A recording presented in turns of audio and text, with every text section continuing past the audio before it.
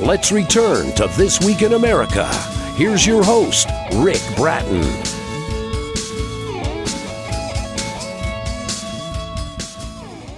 Welcome back, everybody, coast to coast, This Week in America. To put one's travel life into proper perspective can be like teetering on the edge of history. For Hal Davis, the author of Beyond the Mountains and Across the Seas, over 50 years of romanticizing travel, he was totally ensconced in parts of the events that became monumental worldwide. The history became real for Hal due to his employment with the United States Secret Service, Federal Bureau of Investigation, Tennessee State Trooper, Naval Criminal Investigative Service, and career Marine, allowing him to be in some historical places, meeting with foreign heads of state, the royals, other famous people from many countries. Truly remarkable. Hal is a distinguished U.S. Marine retired with a career that spanned 22 years. In his heart, service is for a lifetime. He grew up in Knoxville, Tennessee, and life back then never easy. Deprived of all the good things that a childhood normally brings, he remained steadfast in reaching his goals. He became a Tennessee State Trooper, FBI Special Investigator, United States Secret Service agents to 2 U.S. presidents, Nixon and Ford, and a Marine and Naval Criminal Investigator. Hal is currently serving as a Knox County Sheriff's Deputy. He's had a fulfilling 53-year career. But more than that, Hal is a loving husband to Susan, a father hero to Allison, who's now their guardian angel in heaven. He's also the author of a book we've talked about in the program, From an Outhouse to the White House, and then some. Here to talk about Beyond the Mountains and Across the Seas, over 50 years of romanticizing travel, Hal Davis back with us on the program. Hal, it is a pleasure. Welcome back to This Week in America. Thank you, sir. Good afternoon. What an interesting book with all of these pictures, all of these stories, and you talk about romanticizing travel. That helps when you visit romantic places. How many romantic places have you been to? It looks like quite a few from judging from the book. Well, you have to start off with Paris, and then things like, or places rather, like Casablanca, Rome and the Amalfi Coast, things like that. They just kind of sing romanticizing everything that goes on there. It's just a way of life for those people, and I just loved it. Well, and it shows in the pictures and the book that you put together, and it's interesting because for so many of us, we only can dream about places like that, and to actually see them in your book and the way they're presented is really so interesting, and it's almost like we're there with you as you're going on these travels. So many different cities, so many different job responsibilities as you were on the road. What was the most impactful visit abroad that you can remember? I'm sorry, what was that key word again? Yeah, what was the most impactful visit abroad? You were so many very important circumstances when you were there. What was the most impactful for you? Well, probably the meeting with Golda Meir at the time, the Israeli leader, and that was an eye-opener to say the least, with all of her security and then our security. And it hits home, you're really involving yourself in some historical events. Yeah, you sort of look around and you sense, wow, this is me. I'm here in this actual moment of history. Our guest on the program back with us once again is Hal Davis. His book is Beyond the Mountains and Across the Seas, over 50 years of romanticizing travel. You'll find the book at the usual places. I'll send you to stratton-press.com. We can learn from you the way you travel. You were during that period, especially a professional traveler almost. What are some of the things you usually do when you land in a specific country? Well, the first thing I do is I make sure I have all of my contacts in order, the American Embassy, of course, and consulates and the embassy, and through that, I get some really good information about what's going on at that particular time, and I go with that until I get sidetracked and go in a different direction, and it always ends up romanticizing everything. You're with people that are taking you to events and parties and things, and it's just kind of something that I was not used to ever. Well, and you share that with the reader in Hal's book, Beyond the Mountains and Across the Seas, over 50 years of romanticizing travel. I noticed that you pay tribute to fallen heroes by visiting several cemeteries. How do you feel when you go to the tombs and offer flowers? What's that like? It's sort of a ritual as you go into new countries. What's that like for you? I just become part of it. World War I and for example, the Ain Marne and the Meuse Argonne cemeteries, they are immaculate. It's all ran by and maintained by Americans. It's American soil in other countries, France in particular. And you just are amazed at things that happened. Like I was there just as a tourist, and I was singled out to raise the American flag over the Meuse Argonne at 8 o'clock one morning, and I was kind of outer body experience. Oh, yes. Maybe 15,000 people there, and here I am raising the flag. I've got some great pictures of that as well. The book is so meaningful on so many levels, and again, I keep coming back to you traveled. You know how to do this. We all make mistakes of like overpacking, not taking the right thing. We get there and we go, I wish I would have packed this. Is there something that you can't travel without? That for Hal, when you were going to hit the road, I have to have this packed.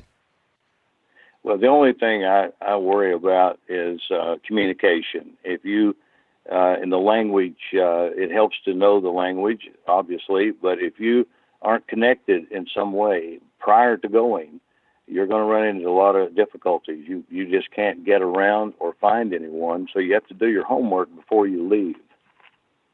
Hal Davis, our guest, his book, Beyond the Mountains, Across the Seas, over 50 years of romanticizing travel. Information you can order at stratton-press.com. Of course, a book available at Amazon, the usual places. Go to our website. You can link on and get all of the information.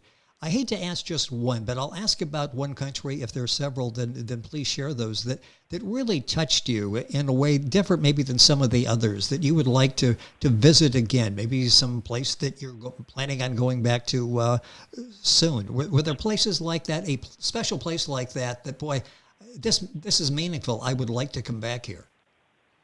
Well, first and foremost is the south of Spain, Andalusia, and the areas that contain the British Crown colony of Gibraltar. It is one of the most amazing places I've ever been. I've even had a rock ape sit on my shoulders when everyone said they will eat you alive, but I managed to survive that. And but Spain and its traditions are amazing. They still maintain the old world traditions. I've gone to many bullfights. I've seen the greatest matador ever, El Cordobés. I've managed to talk to some of these people, and it really makes it all come together when you can get involved. It sort of makes it a small world, doesn't it, when you're able to share stories like that and customs and friendships with people around the world. We talk about romanticizing. It's in the title of the book, the subtitle. How about the other end of that? Maybe horror stories or disgusting appearances that you had as a traveler.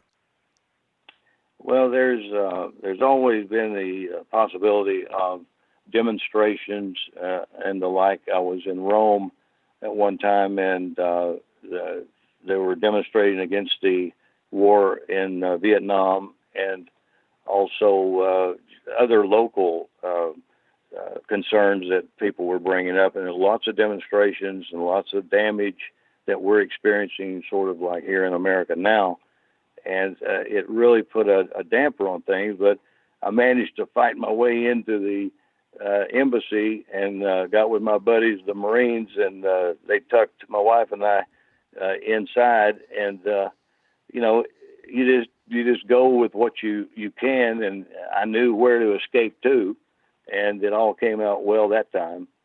Nice when you can fall back on the Marines to help you through those difficult situations. Absolutely. Like that, isn't it? You bet. You know that I can put my trust in the U.S. Marine Corps. The other side of that, right, too, we look at those that favorably stand out in your mind, those sort of horror stories, disgusting stories. Anything weird that you witnessed in traveling in those capacities? I was in London late at night, and we were walking around what we thought was the downtown, the area around the Thames, and we always kept the London Bridge, not the London Bridge, but the Tower Bridge, and in sight, so we knew where exactly we were. And before I knew it, we were like involved in Jack the Ripper down alleys and everywhere else. Wow. And but what was the best part was almost every street corner had a bobby. That is interesting. So every corner down there, and you knew then, well, we're not near as bad off as we thought we were, but we kept things pretty close to best after that. We didn't wander around too much. Sort of a wake-up call as you're there, and it's like, okay, exactly. It may look different than what it actually is, so we need to be cautious. Or maybe bring a Marine officer with us as we're out doing this, walking around the next time. No, always good to have a Marine around. Hal Davis, a retired U.S. Marine, amongst so many other titles, our guest on the program. His book, Beyond the Mountains and Across the Seas, over 50 years of romanticizing travel. Is it difficult to say who the most friendly people are, the ones that, the friendliest that you come across? Probably outside Paris, I saw more American flags than I've seen in my own homeland. And those people are still so very thankful what America did for them, not only in World War I, but World War II, saving the country from the Germans, the Nazis. And you can go anywhere, and they will just bring you into their home, and they will feed you. They will put you up. I've had many experiences like that. Do you have travel advice for, I will say, young people, maybe people just out of college that want to take a year or so to collect themselves, explore a little bit before they get into the business world, or people recently retired who've always thought about travel and explore the world? Any advice to them? Yes, sir. They got to really do their homework. They've got to know what their let's say an out clause if they do get into some situation that they can't communicate or they can't find their way back. They've got to know where they are. It's very easy to get lost. It's very easy to get robbed, pickpocketed. You have got to be on your toes. And there's sort of a complacency, I think, in traveling to other countries where you tend to think you're back in the United States and a couple of phone calls if you get into trouble and everything's going to be worked out. That's not necessarily the case abroad, is it, in many countries? Oh, no, not at all. I recall a trip I took going on a motorcycle, had a BMW motorcycle, and I left southern Spain. I went all the way to England and back around Germany and down the coast of France back into Spain, and I was in Calais, and I started looking for my passport, my leave papers, and I couldn't find a bit. Before I knew it, I was up against a wall with some machine guns pointed at me, thinking that I was a deserter from the military, and I literally talked them into letting me be the British problem. So they put me on the ferry. There was no channel. So they put me on the ferry and said, "That's a good idea. We'll let the British worry about you." Then when I get to Dover, they said, "No problems, bloke," and they took care of me, and it was all good. Well, it worked out well. It's just you get in those circumstances sometimes. I can remember being on a beach in Mexico and all of a sudden these armed troopers, military with weapons are walking by, and I'm thinking, okay, you have to remember this ain't America anymore. You really need to act a little bit differently and have some, as you say, escape routes in the back of your mind, some out things that you can do if things get difficult. The book is... You've got to be prepared. Be prepared. There we go. Have to be prepared. Hal Davis, our guest. The book is Beyond the Mountains and Across the Seas, over 50 years of romanticizing travel. A few minutes left in the program. We've got some pictures here that we're going to use. The video portion of the program is on YouTube. Go to thisweekinamerica.us, click on videos, and you'll see it there. 4 pictures, a couple minutes left in the program, but this gives us sort of a flavor of what you're talking about in your book. First one, and I mentioned working for the White House. You're conducting a briefing at the White House. What are we seeing in this picture? Well, back in the day, this was in the 70s. One of us was picked to, and I did a lot of briefing of the press or visitors, and I gave them pretty much, this is how things work here. If you don't abide by those rules, we will escort you out. Unlike today, they argue and fight and carry on at news briefings, and it becomes very difficult. But these people, or those people back then, they were given guidelines, and if they stepped out of line, they were escorted out. So I'm briefing them and telling them, these are the rules, abide by them, or see you later. In the White House briefing room, an impressive picture. You've got a picture of Big Ben. Talk about that experience in visiting there. Well, I got to go all the way from one end to the other of the Houses of Parliament. I got to sit in on one of their sessions, and it really amazed me, the different style of government. Everyone speaking at once and shouting down the others, and it became quite comical, actually. And, yes. But it was very interesting. You sort of see that on C-SPAN from time to time. You're flipping through channels, yes, and you sir. stop there because everybody's talking at the same time, and it's and that's the way they do it there. I mean, that's one of the pictures. In the pictures tell so many stories in Hal's wonderful book, Beyond the Mountains and Across the Seas. The Amalfi Coast, you'd mentioned that before. Talk about the importance that had on your travel. Well, the Amalfi, starts around Naples and goes along a coastline, very dangerous, curvy, quite high. And we were on a bus one time, and this guy never looked at the road. He was looking back, talking to people. It was as though he was on rails. And I just knew we were going to go launching off the side of one of those cliffs. But you go through, you start out Naples and you head on down to just amazing places all the way to Sorrento. And, you go through Positano and then on down to Sorrento. And that pretty much encompasses the Amalfi Coast. And it is absolutely breathtaking. You've got the island of Capri. And I've been out there, and it's just amazingly beautiful. Something like you've never seen. And another picture, Shanghai. Talk about that. And you sort of feel like you're traveling the world as you're reading Hal's book. We've talked about some interesting places from the United States all across the world. How about Shanghai, the experiences there? Well, I took 2 years ago, my wife and I, Susan, we flew to Beijing and did all those things there and went to the Terracotta Soldiers in Xi'an and on. And then we took a yacht down through the Three Gorges and then the Three Gorges Dam, which is so massive, on our way to Shanghai. When we get to Shanghai, I was just struck at how it had changed from when I was there back in the 60s to what it is now. You get downtown, or right on what's called the Bund. It's a huge walkway that you walk along the river and you look across, and there's this new Shanghai.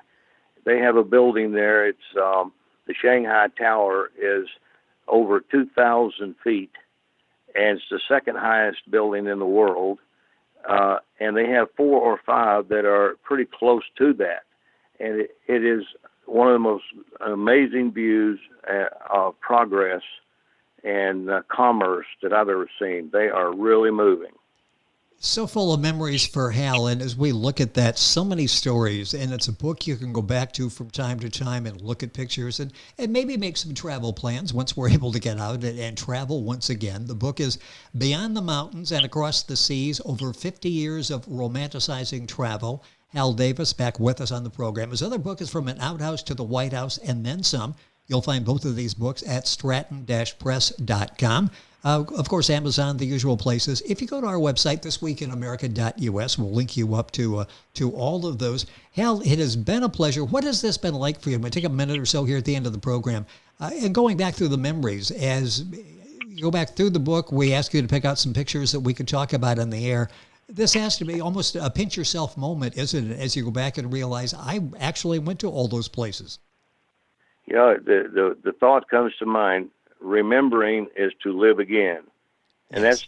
that's exactly how I feel. I've just become almost overwhelmed at reliving through the photos that I've taken. So many stories. Every photo's got a story. Every photo could probably be 3-4 chapters in a book.